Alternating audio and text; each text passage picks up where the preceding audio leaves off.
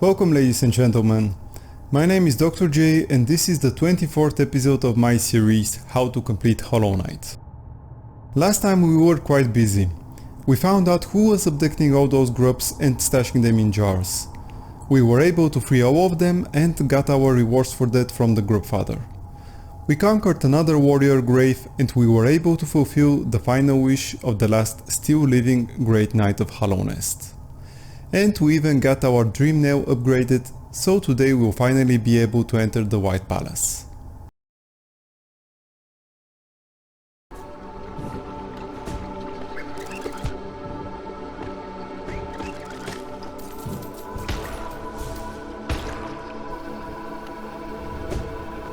Okay, so over here we can break the wall and review a passage that leads to the last charm we'll be getting. We must use super dash in order to clear the spike tunnel. Well, I say must, but there is a speedrunner strat that does not use the super dash, but I'm not nearly skilled enough to use it.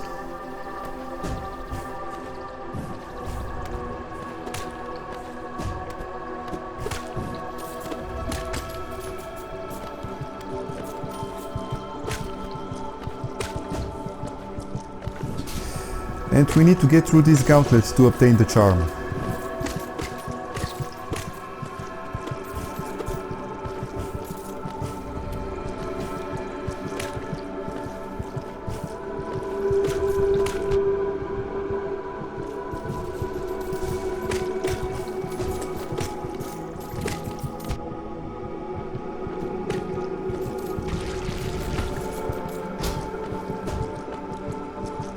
Here it is. The glowing womb uses souls in order to spawn hatchlings. You can have a total of 4 hatchlings at a time and they spawn every 4 seconds. Once an enemy is nearby, they automatically home on him. Each hatchling deals 9 points of contact damage. It can be really well paired with the King's Soul charm, as this will give you basically unlimited soul. The soul's regeneration rate of the King's Soul charm is exactly the same as the drain rate from the glowing womb. Also, Fury of the Fallen also affects the hatchlings and increases their contact damage by 5 points. On to the dream boss fight now. We need to go to the False Knight's arena. Once there, we use the Mantis Claws to go upstairs where there is a breakable wall with a hidden room. Therein lies the body of the False Knight we defeated and on which we can use the Dream Nail.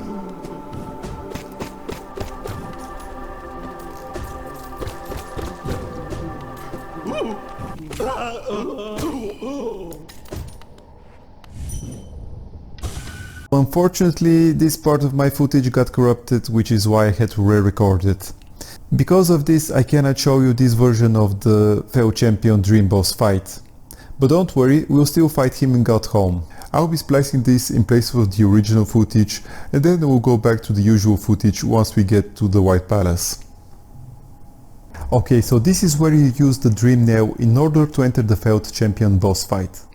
Next, I'll dream gate to a stack station to travel to King's Station and go towards the Dung Defender boss room to fight the White Defender.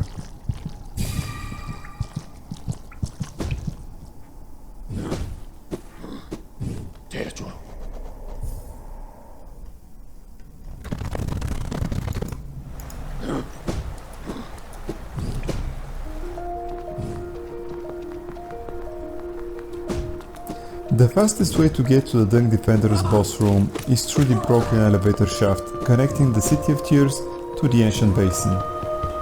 We made a shortcut to the Royal Waterways, which will place us exactly where we need to go.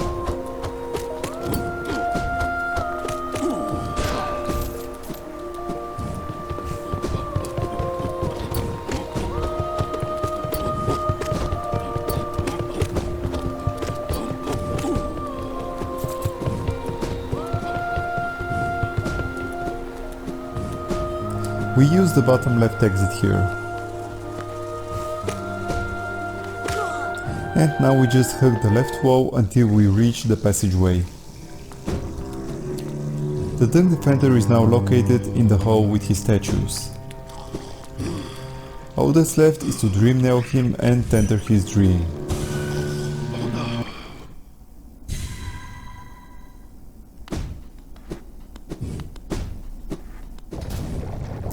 The White Defender is a repeatable boss fight, and every time you beat him, he has a different line after the end of the fight.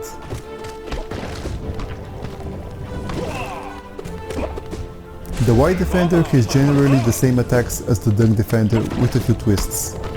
Also, he gets a new one. He smashes the ground and goes for 3 spikes on both sides. They go very high and are impossible to jump over.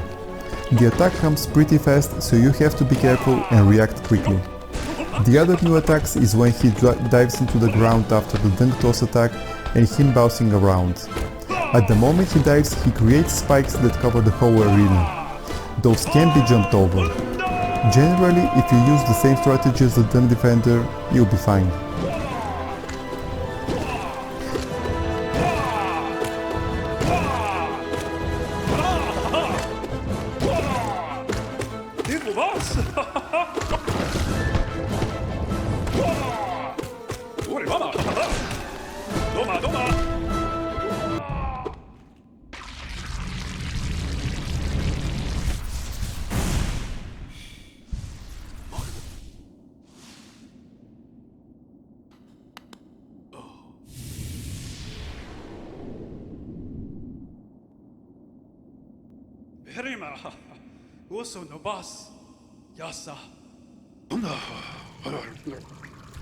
Okay, so next we'll go to the fountain I mentioned before in Ancient Basin, and we'll pay 3000 geo for the final vessel fragment.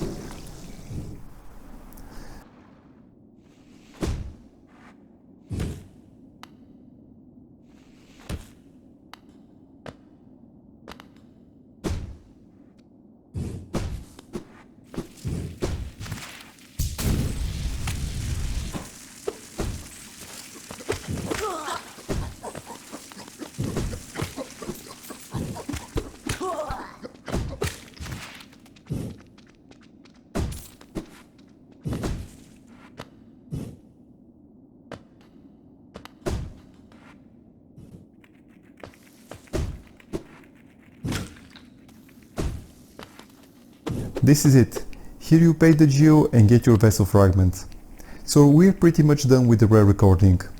I'll just go to the palace grounds and we'll jump back to our usual program.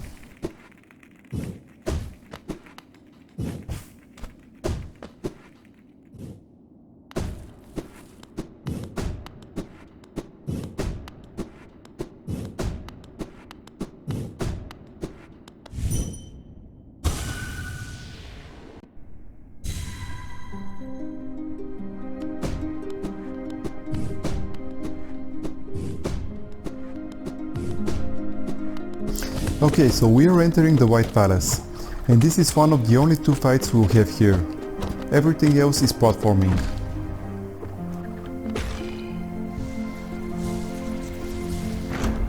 The King's mode we just fought has just 2 attacks. The boomerang throw and a slashing attack. It's not at all difficult, but he does 2 masks of damage, so you still have to be careful. First will be a little bit of jumping just to get the blood flowing.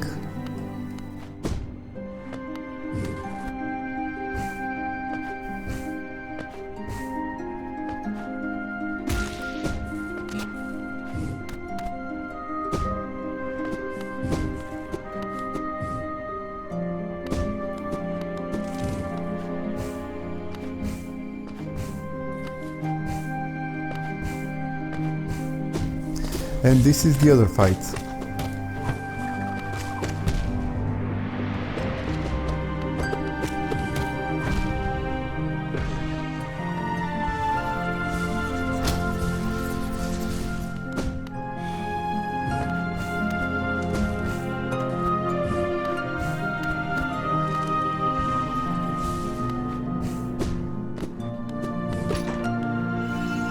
We need to activate this device in order to proceed.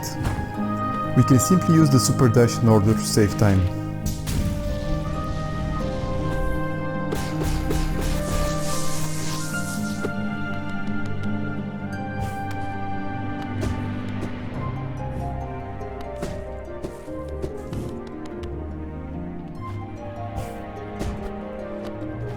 First, we need to use the elevator platform that was opened after we used the device. And now the platforming gets a little bit more interesting. First is a simple pogo jump and then a wall climb.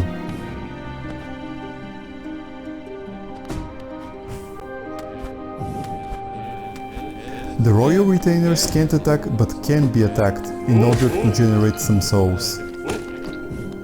And this is the exit from the White Palace in case you want to go back to the real world.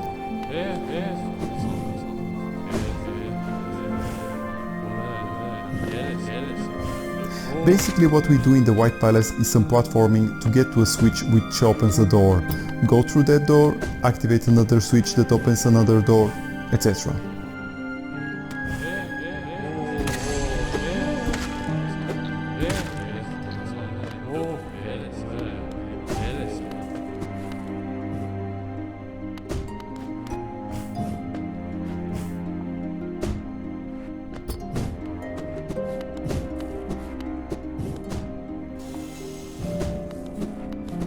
The chainsaw challenge is all about timing and precision movement.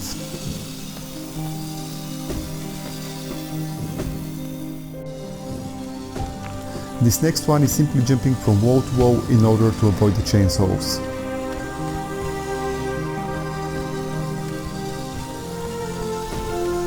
This is still some pretty basic stuff.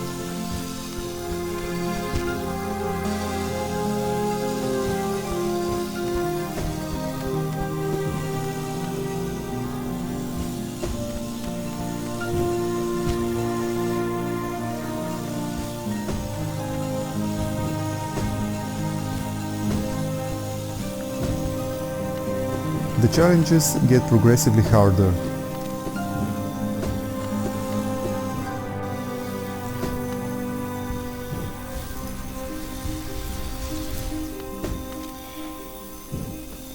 The goal here is to go all the way around this wall of chainsaws, through the spike-filled passages, and then circle around to get to the top level.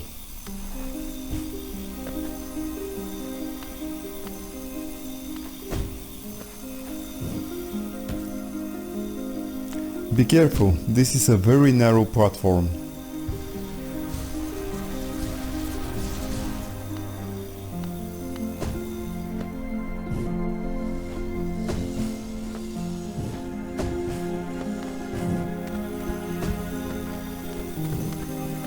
Okay, now we start going up. And then down again.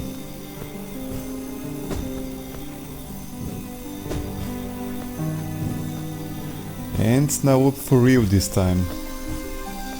Here it's all about timing and precise jumping.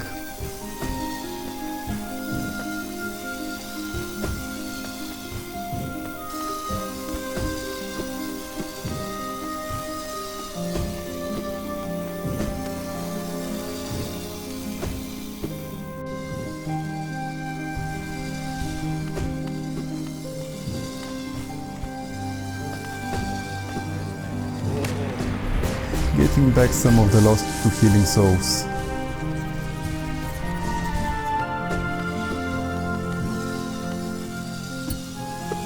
Right, so whenever you see spikes, keep in mind that you can continuously pogo jump on them to wait for a better timing or to get your bearing.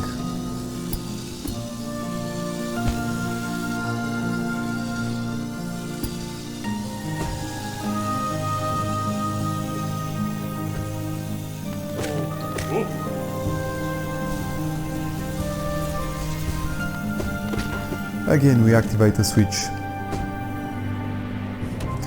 And another one. Next we need to go to the left side and again kill all the royal retainers you see.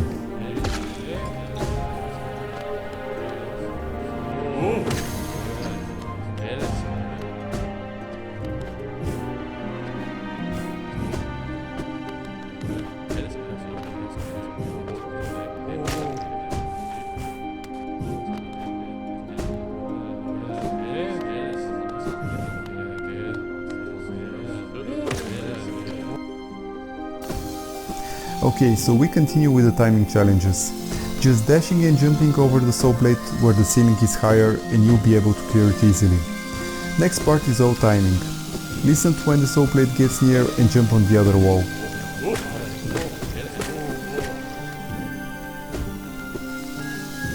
This time it gets a little tighter, but it's actually easier than it looks. Keep in mind that you can pogo jump on the saw plates and fully utilize your double jump.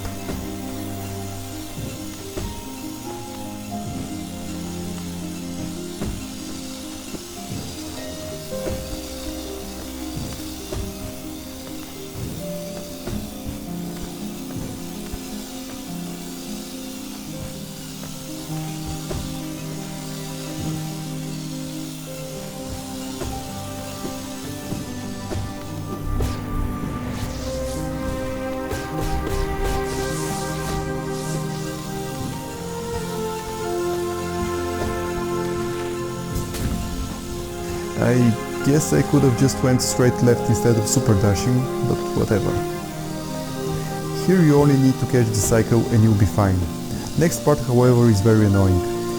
Getting to the halfway point is easy enough. The other half though requires very good timing. I strongly recommend you pogo jump on the saw plate in the middle, as it will give you enough time to wait for an opening.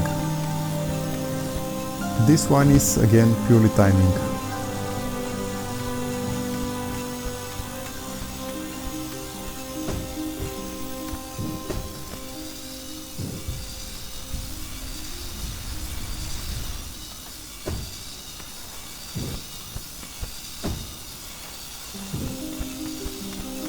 You could conceivably do this part without super dashing, but instead pogo jumping on the spear.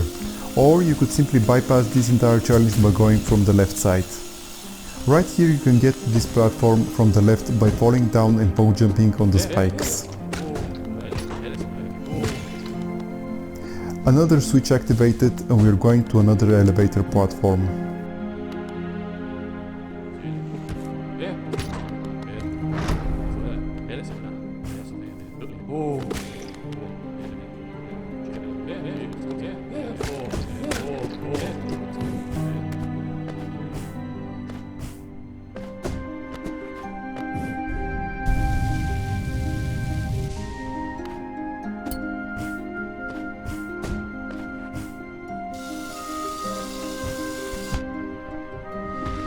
Keep in mind that you can get infinite souls from the wing modes, since they'll never die. It was not necessary to do a super dash here, but I find it easier.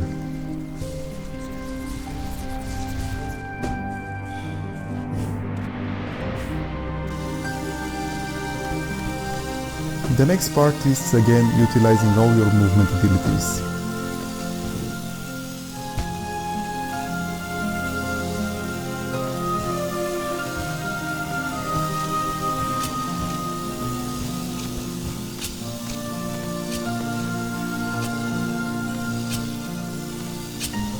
You see a lot of those moving spears in a bit, but they rarely pose a serious challenge.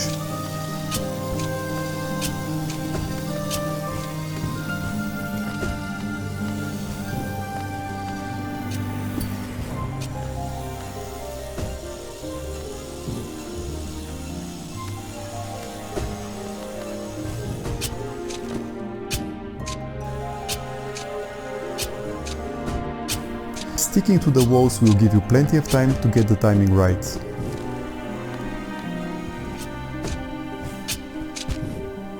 This time the spears are a bit more annoying, but still nothing you need more than a couple of tries. The trick is to time when they start to retract.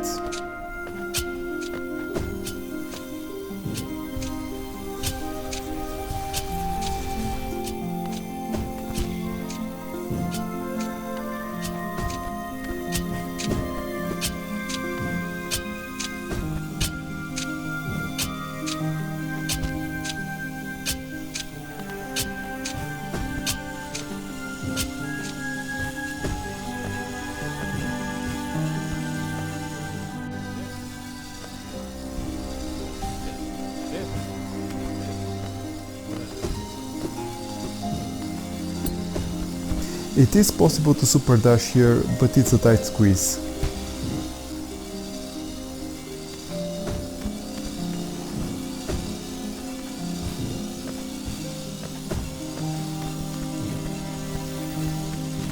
Here you have to super dash.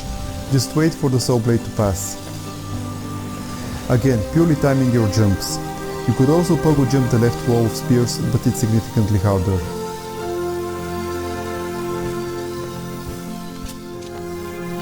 In this part you just have to remember where the safe spots are and dash to them while the spears are retracted.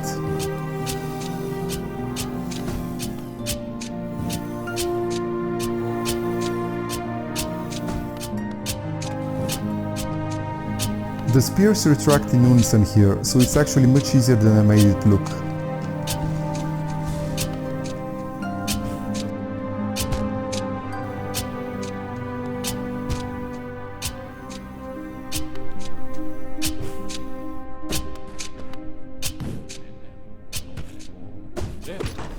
We activate the switch and we are nearly done.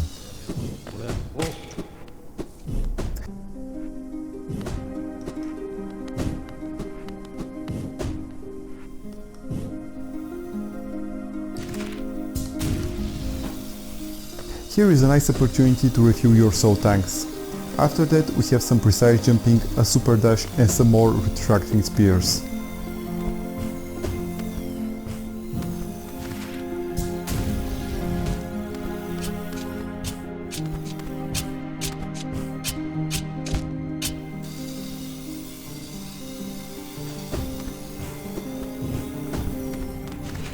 Again, remember where the safe spots are. When you get to the super dash, you could either jump crash into the wing mode or cancel it and pogo jump. If you're not strapped for souls, and you shouldn't be, just let the wing mode do the work for you.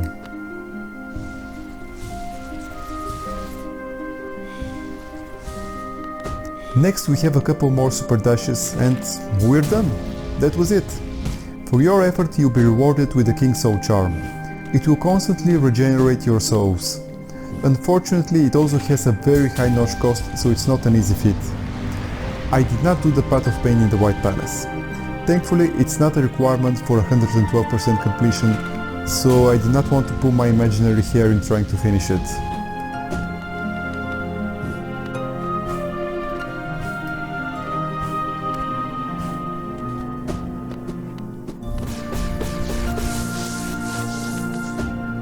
All that's left is to go left and take the elevator to the throne room.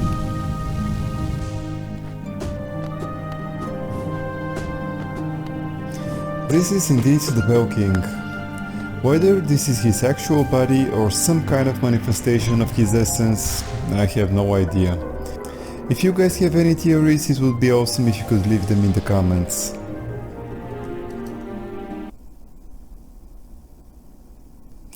This is actually a hint on what we should do next.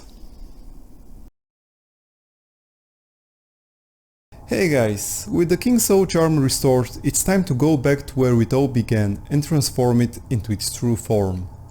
After that we'll begin the final quest before going to God home. As always, if you've enjoyed it, please press the like button, and if you have any questions or comments, I would love to hear from you. This will really help me to provide better content for you guys. Hope to see you again next time, and until then, have a good one.